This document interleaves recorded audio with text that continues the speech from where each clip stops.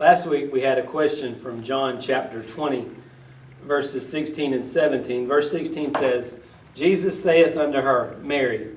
She turned herself and saith unto him, Rabboni, which is to say, Master.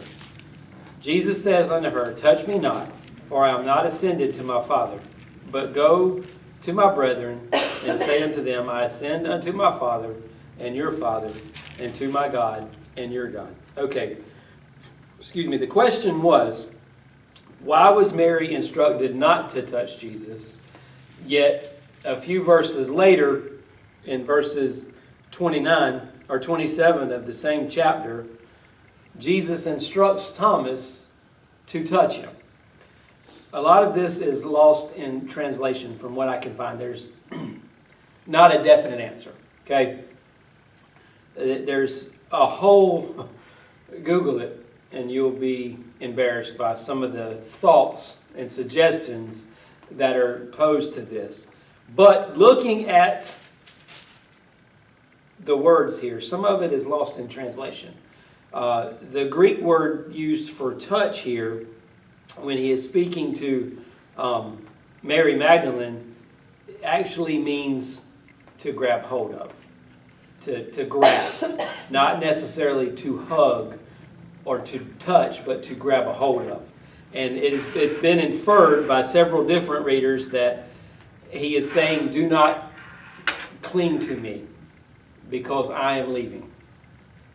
In a spiritual sense, and not necessarily in a physical sense, but in a spiritual sense, don't cling to me. There's no doubt that she had already possibly embraced him. That's why he's saying, touch me not. Saying, don't cling to me. I'm leaving. When Thomas is touching him, it's a different word used there, a different Greek word, actually meaning to touch. And that was to physically feel what was going on. There's no specific biblical answer that I could find. But I read behind a few people, and I always try to verify their assumptions and their thoughts. And I went to the Greek Bible, or the Greek dictionary, and looked up the two words. And their assumption, I feel comfortable with sharing that with you, as far as what I think took place, the reasoning why. But there's no specific set answer there. But looking at the differences in the two meanings of the words, I can understand where they draw their assumption. And I'm leaning more to believe that. One of the writers I read behind said that it's quite possibly Jesus was naked, and he did not want Mary to hug or touch his naked body, which very well could be, but I don't think that's the case. Looking at the words, I think he would have said, don't touch me, but he said, I have not yet ascended. And that touch was the part that led me to believe what I'm telling you is the meaning of the word touch. I hope that helped you. Some of those questions that you can't turn to the pages and find a set answer. You have to dig a little bit, and it's still not in black and white there. But I think that, if it was extremely important, that he would have left us a better explanation. But some of it is lost in translation from the Greek to the English. All right. I hope that helped. We left off at the end of chapter 20, correct? Yeah. Do you have a question? Do you have a question? Is there a difference between the Greek translation and the Hebrew translation? Hebrew is Old Testament. Greek Okay, is the New Testament. The Old Testament was written in Hebrew, and the New Testament was written in Greek. And their languages don't translate exactly the way that we understand in English, yes. And like that word touch, that's what they use. I can't pronounce it because I don't speak Greek. But they could have easily, the translator could have easily said cling to instead of touch. That's what my Bible says, is stop clinging to me, for See. I have not yet ascended. Mine does. Ooh, too. it says, so the preacher was on point. Praise the Lord. But yeah, a lot of stuff is lost in translation. And when I study, I have depending on whether I'm using the Old Testament or New Testament, I've got a Greek and Hebrew dictionary. And I don't sit there and read the verse and read and look up every single word. But sometimes something like that question there, it doesn't make sense. Why would Mary be allowed or not be allowed to touch him, but yet Thomas is instructed to? What's the difference? So then you go back and you read the passages of Scripture, and then you start dissecting the words, and that's how I get a better understanding of Well, Scripture. don't you also think that Thomas was a doubting man, and that may have had something to do with it? I think Thomas needed the physical touch. Physical touch of it. Because Thomas is still going to be used after this, and I think he needed to have his faith reassured, because he was the only one that wasn't in the room Right. when Jesus came. He was the one that wasn't there. Right. So now he's the outcast, and okay, y'all are just pulling my leg. So he needed that. He needed that reassurance. Chapter 21, right? Yeah. And we'll finish out chapter 21 tonight, and at the end we'll kind of figure out where we want to go next. Okay. Verse 1 of chapter 21 in the book of John says, "After these things, Jesus showed himself again to the disciples at the Sea of Tiberias, and on this wise showed he himself. There were together Simon Peter, and Thomas called Didymus, and Nathanael of Cana in Galilee, and the sons of Zebedee." Who are those? Aha, James and John. "And two other of his disciples. Simon Peter saith unto them, I go a fishing. They say unto him, We also go with thee. They went forth and entered into a ship immediately, and that night they caught nothing." All right, let's stop there for a minute, because there's a whole lot of information right there that's important. They've just had the experience with Jesus. They know that he's come back to life. But yet, they're going to leave their mission. Their mission was not to be fishermen, fishing in the sea, but to be fishers of men, right? So they'd leave their job. And look at Peter. Now, remember what Peter did for a living before he was called to be a disciple. What was he? Where was he? He was actually in the process of mending and cleaning his nets from fishing, right? So he is an experienced fisherman. He left that job, and now here he comes. You would think that with his experience, that he'd know when the best time to fish, the best places to fish, but yet they caught nothing. If we ever wanted to just go catch fish, now Daddy enjoys bass fishing, and that I don't like it, because you throw stinking bait all day long and not catch anything. But if we ever wanted to go catch fish, man, we'd buy a bucket of crickets, a jug of worms, and we'd go down to the pond, and we'd catch brim all day long. We knew where to go if we wanted to catch fish. Something's changed in Peter. It's like he's forgotten all of his training. But yet he wanted to abandon his mission or his calling and go back to what he used to know. Wonder why? Were they still afraid? Jesus just reassured them, but maybe there was still some fear, because remember where they were hiding? They were in the room hiding because of fear. Jesus shows up, and instead of being encouraged, and I mean, could you imagine the pep rally that took place in that room? Think about it. They just saw him die. Now he's in this room. A second appearance. They're all in the room, and Thomas gets to touch him. There's got to be some excitement. I tell you what, if he walked in here and said, Norman, touch my side, feel my hands, I can tell you what, I didn't get to touch him, but I'm going to run out there and tell everybody that I just saw Jesus and he changed his lives. But instead, they go fishing. And they fished all night and caught nothing. But when the morning was now come, Jesus stood on the shore, but the disciples knew not that it was Jesus. Then Jesus saith unto them, Children, have any meat, or did you catch anything? You know how when you pull up to the landing and all those people loading up their boats, catch anything? It's a common question. That's what he's asking. Why didn't they recognize him?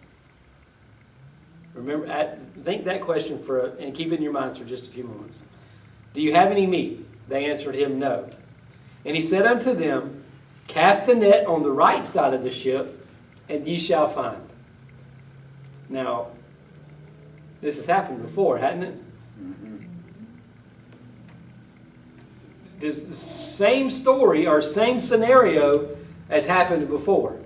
And remember Peter's response then, we fished all night.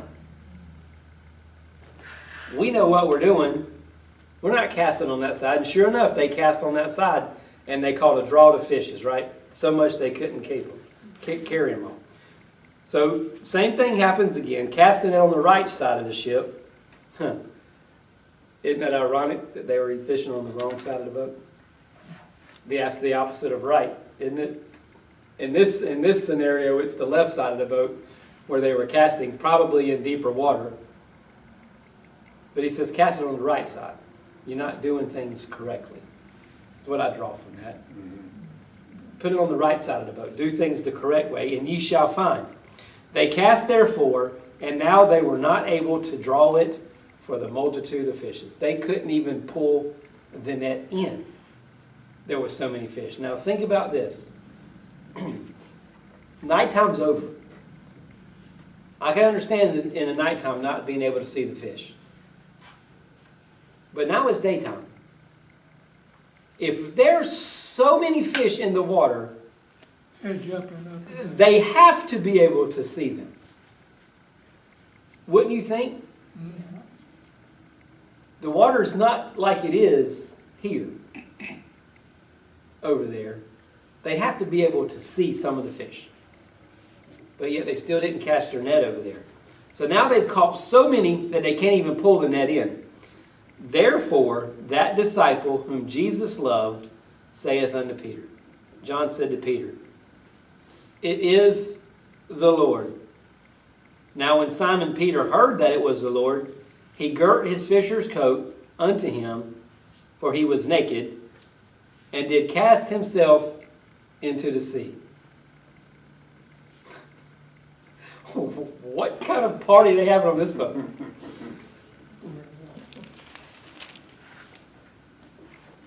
Peter's running around. See what happens when you read fast? Peter's running around the boat naked. They tell him Jesus is here. He throws his coat on and jumps in the water. Now, why do you think he jumped in the sea? I don't think it was his embarrassment of being naked. I think it was his embarrassment of not recognizing Jesus on the shore. But the disciple whom Jesus loved didn't recognize him either. It wasn't until they caught the fish. I wonder when he said those words, in the other passage of Scripture, it was cast on the other side. But in this situation, it says cast on the right side. I wonder when he said that, if it sparked a memory in their mind. And then as they're drawing these nets in and they can't even pull them in, I wonder if they remember that this has happened once before. And John says, it's the Lord. How soon we forget the blessings that God bestows upon us. And it takes a subtle reminder to see him. So Peter jumps in the sea. And the other disciples came in a little ship, for they were not far from land. So there wasn't but a few disciples on this boat. The other ones were still on the land. But as it were 200 cubits, dragging the net with fishes. So they've caught a bunch of fish too, right? And as soon as they were come to land, they saw a fire of coals and fish laid thereon and bread. And Jesus said unto them, bring of the fish which you have now caught. Simon Peter went up and drew the net to land full of great fishes. 153. And for all there were so many, yet was not the net broken. Okay, evidently the capacity of this net was not designed to handle 153 big fish. When we think of commercial fishermen, which is what they were, we think of what we know today. These big, long nets that stick out 20, 30 feet from both sides of the boat, and they just troll and drag those nets. That's not what they had. They had very small nets that weren't designed to hold 153. But there's a little miracle in here in verse 11. Do you see it? They couldn't pull the nets up in the water. There were so many fish that they couldn't pull the nets up, right? But how did the nets get to land? He drove them. Peter drove them. Now, Peter wasn't the only person on the boat. But yet all those people on the boat couldn't pull that net of fish up out of the water. But Peter drags all those 153 fish. We don't know how the size they were. But evidently there was a lot of weight because they couldn't pull them up. And Peter's dragging them. There's a miracle right there. God gave Peter the strength to bring those fish, which was a what? A command, an instruction. God will equip us with what He calls us, for what He calls us to do. You see that? The boat, they couldn't draw them in the boat. Jesus says, and I believe He's talking right to Peter, bring these fish to me. Peter's got to be thinking, there's a lot of weight here. There's no way I can do this. But as he begins to drag the net, he gets closer and closer to Jesus, pulling this net full of 153 fish. Overloading the net without breaking it. Jesus saith unto them, come and dine. And none of the disciples durst ask him, who art thou? Knowing that it was the Lord. What is Dursk? Did not, didn't ask him. But they didn't know it was him until the miracle. You see that?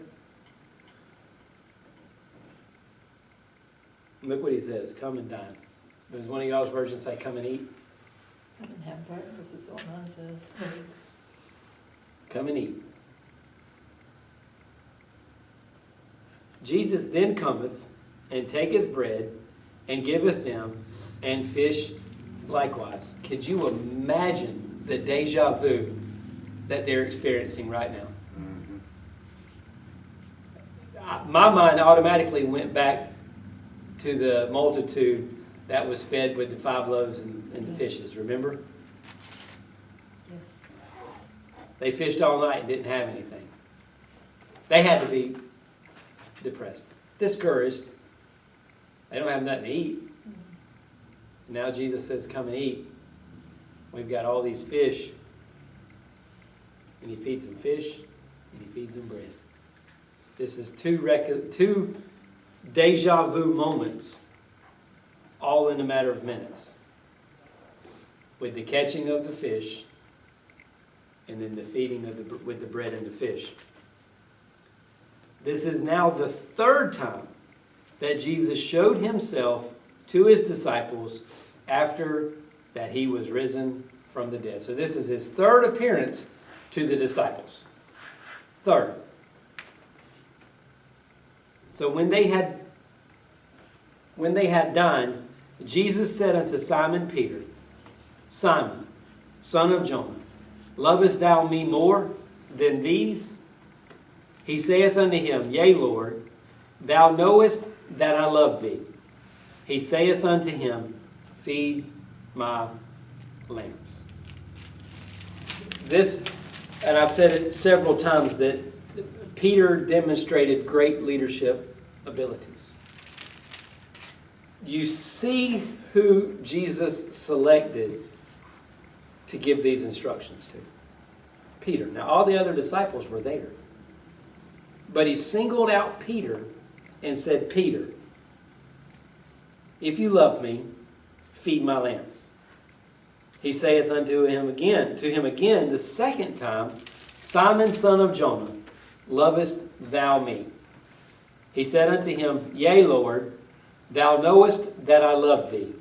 He said unto him, feed my sheep. He said unto him the third time, Simon, son of Jonah, lovest thou me? Peter was grieved because he had said unto him the third time, lovest thou me? Now, Peter's getting aggravated with this question. How many of us have ever had a child or someone say, Mama, can I do this? Mama, can I do that? Mama, can I do this? Over and over and over. Mama, take me to the store. Can we get some ice cream? You get aggravated, right? Sherry? Yeah. Oh, yeah, definitely. Peter's there. He's just been asked this question twice. Didn't hesitate with an answer. Gave a positive, affirmative answer both times. And now Jesus is asking the third time. He's grieved. All right, Jesus. You're losing your mind here. You're crazy. I know he's thinking these things. Why do you keep asking me this? And he said unto him, Lord, thou... And I imagine there was some emphasis in this response. Because remember, he's aggravated. He's grieved. He's bothered. I don't know about you, but when I get aggravated and upset, my tone changes a little bit. Does it not you? Huh? If the boss says, do this, or meet me at 1191. Okay. I call him back 5 minutes later. Where'd you say? 1191. And in between me getting to 1191 and that last conversation, I forgot which number again. So I call him the third time. First 2 times it was just 1191. That third time when I say, all right, man, where did you say to meet you? Because I forgot. It's going to be 1191. I told you. Write it down. They don't have a pen. We're not allowed to have pens. So Peter's got to have some emphasis in this answer. He says, Lord, thou knowest all things. Look, now he's putting it back on Jesus. I think there's a hint of sarcasm here with Peter. He says, Lord, you know all things. Why are you even asking me? Thou knowest that I love thee. And Jesus said unto him, feed my sheep. Verily, verily, I say unto thee, when thou wast young, thou girdest thyself and walkest whither thou wilt. You went wherever you wanted to go. When you were young, you girded up, you pulled your robe up, and you went wherever you wanted to go. That's what he's saying. But when thou shalt be old, thou shalt stretch forth thy hands, and another shall gird thee, and carry thee whither thou wouldest not. So when you get older, somebody else is going to take care of you and take you where you don't want to go. This spake he, signifying by what death he should glorify God. And when he had spoken this, he said unto him, follow me. Oh my gosh. There is another deja vu moment. What was Jesus' instructions to Peter when he asked Peter if he wanted to join him? What did he say? He said, follow me. That's all he said. Here it is again. Follow me. Then Peter, turning about, seeth the disciple whom Jesus loved following, which also leaned on his breast at supper, and said, Lord, which is he that betrayeth thee? Okay, Peter's just reminding us of who this disciple is that Jesus loved. Who was it? John. It was John. There's no doubt. It wasn't Thomas. It wasn't Bartholomew. Or it wasn't Nathaniel. It was John. Because John was the one that leaned upon Jesus' breast at the Last Supper and said, who is it? Peter, seeing him, saith to Jesus, Lord, and what shall this man do? Huh. See Peter's leadership? I think he feels the leading to manage these disciples, to lead these disciples, if you will. And he wants some instruction. He's like, all right, I accept what you've given to me to do. I know what your calling is on me. But what is it you want John to do? So that I don't mess it up, what is it that you want John to do? Jesus said unto him, if I will that he tarry till I come, what is that to thee? What is that to thee? Follow me. So basically what Jesus just told Peter was, if I tell him to wait right here until I come, what does that matter to you? I told you to follow me. So what is Jesus trying to get across to Peter? My mission or my calling, Peter's calling, has nothing to do with John's calling. Yes, they may intersect. Our calling has led us here. Our calling as a corporate calling for this is to go out and to share the word. But what methods and what means we use to do that is different for every single person at this table. Jesus is telling Peter to worry about what I have assigned you to do. Don't worry about what John's calling is. If we worry about what we're called to do, that'll give us more focus on doing the mission that lies ahead for us versus worrying about what Michael's supposed to be doing or what John's supposed to be doing. Then went this saying abroad among the brethren, that the disciple should not die. Yet Jesus said not unto him, he shall not die, but if I will that he tarry till I come, what is that to thee? Huh. So now they talking about it. Spreading rumors. Could you believe this is what Jesus says? Huh? Peter asked him, what was John supposed to be doing? And he said, what does it matter to you if I leave him standing right here? Huh? We see that in the workplace sometimes, don't we? Huh?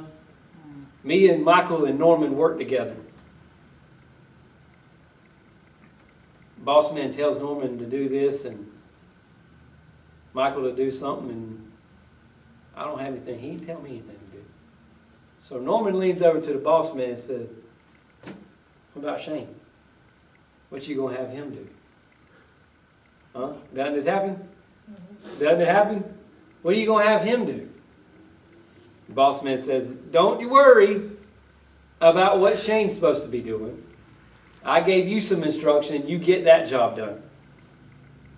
Okay. So now Norman and Mark, they heard that conversation. So now they're going to go back to the other crew. You wouldn't believe what the boss man said. I asked him what Shane was supposed to be doing. He said, I don't care if I leave Shane standing right there all day. You worry about what I told you to do.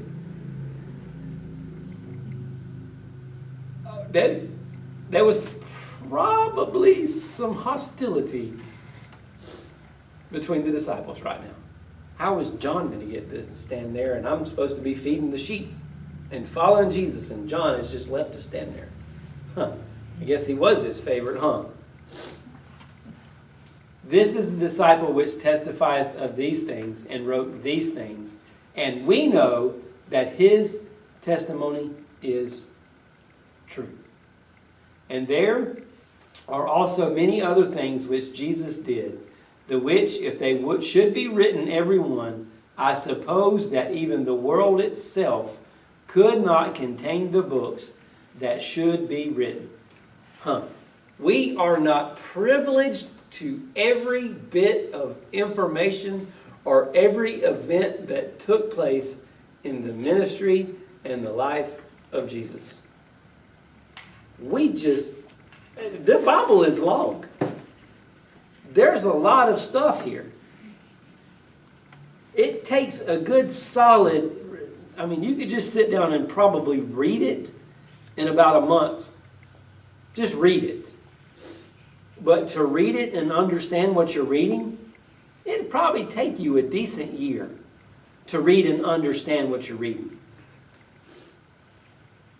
There is so much left out there that's not in here. John's saying here in that statement that Jesus was miraculous in everything that he did. He's saying that this testimony is true. How is he saying it's true? Because he is the one that saw it. He is verifying it by his sight.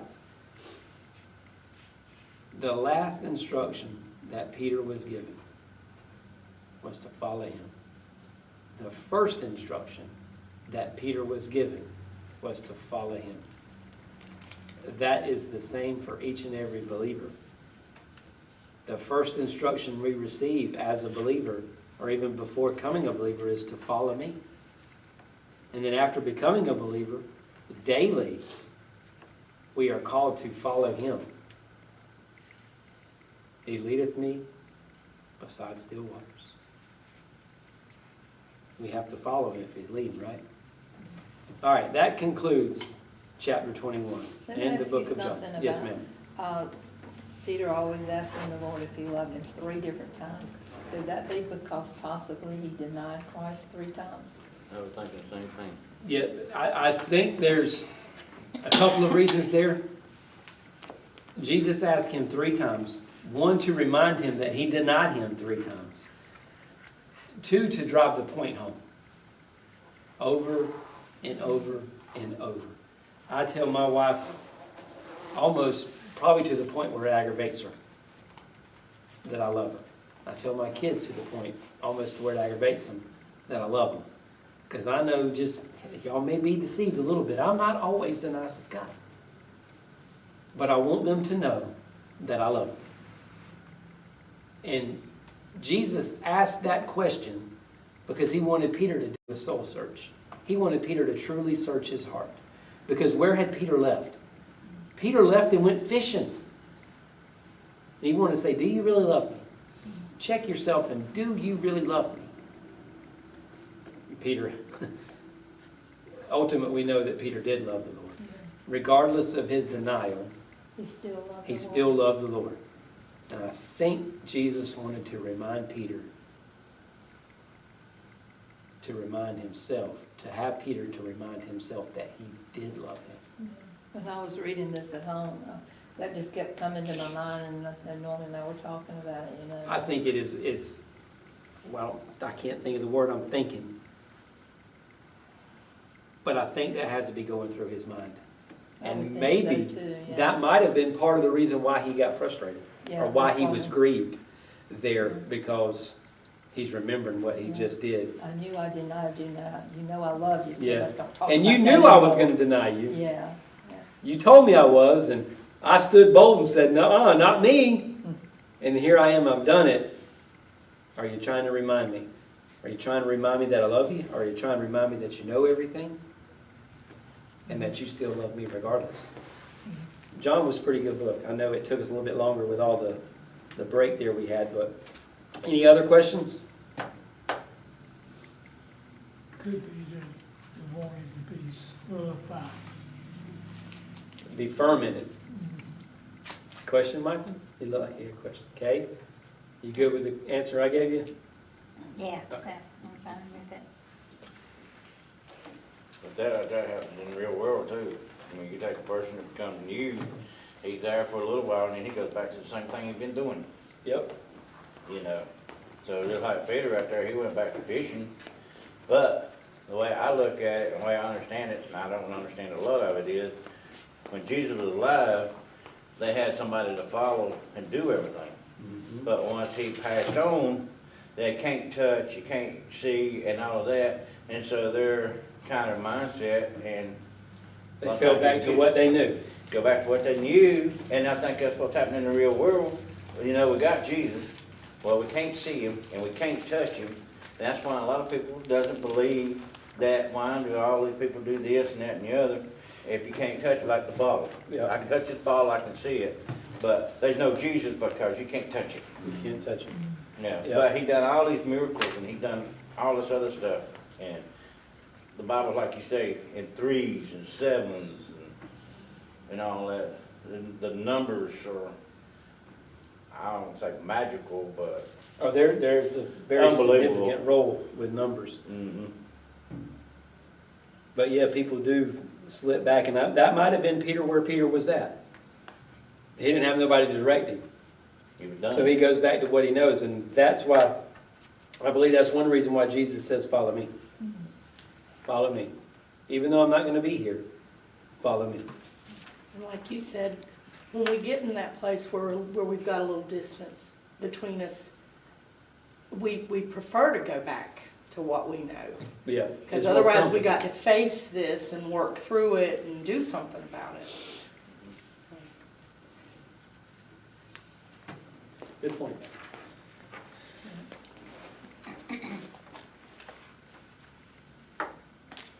That's it, yeah, yeah.